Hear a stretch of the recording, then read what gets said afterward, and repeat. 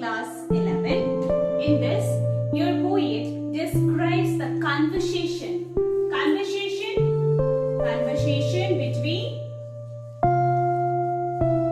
rain. Conversation with rain. The poet has done the conversation with rain, and he expresses his conversation in the form of the poem. Some poetic devices used here. Let's see the poetic devices, then we will go with the poem. The first poetic device used here, that is personification.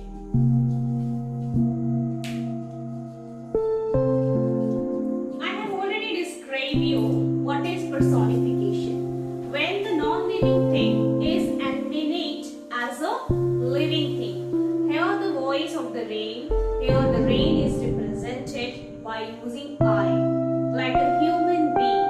So that's why here rain personified. The second poetic device is used here, metaphor. Metaphor, comparison between two different things without using like or as. So here it has written, I am the poem of earth. Another poetic device used here is hyperbole. That is used for the bottomless sea and imaginary. So let's discuss the poem. In this poem, your poet has discussed about the conversation between the rain, and he expresses the same thing in the form of the words. So let's see the lines. And who art thou? Here, the word used here, thou. Thou means you.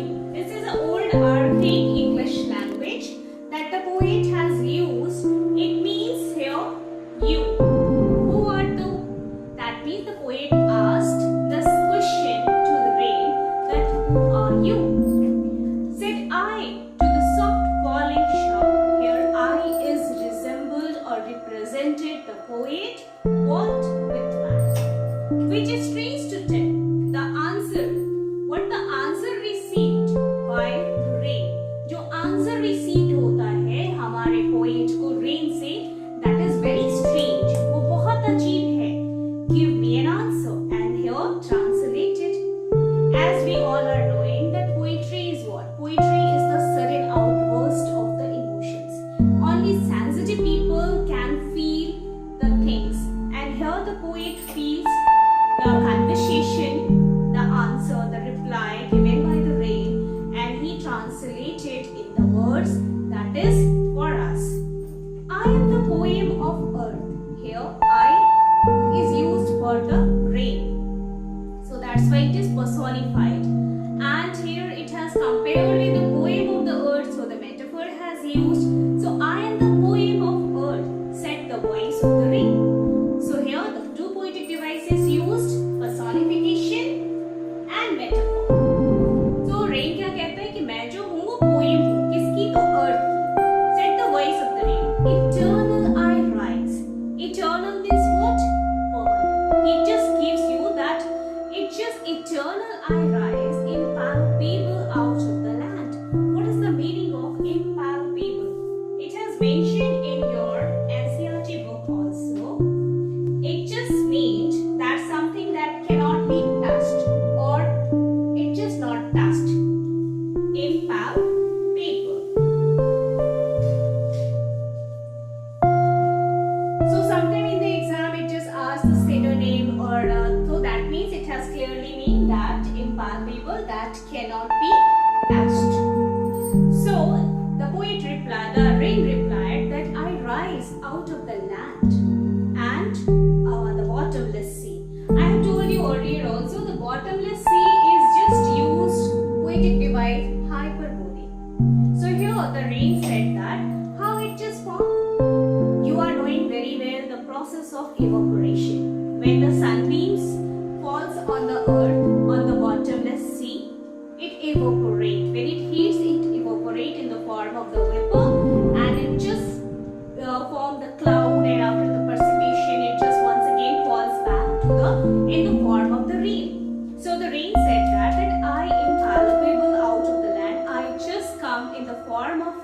vapor from the land, out of the land, and from the bottomless sea. Upward to heaven. That means where this vapor goes? This vapor goes to the sky. Whence? Whence means where. Here I have told you earlier also that some archaic English language has used. So whence means where. Where? Vaguely formed, altogether changed, and yet the same.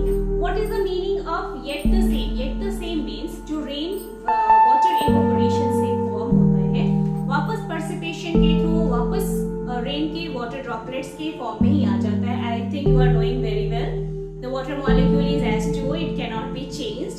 वो same form vapor में आता है, वापस से rain में वो अपने ही origin, that means land और उस bottomless sea में ही जाकर फिर से merge हो जाता है.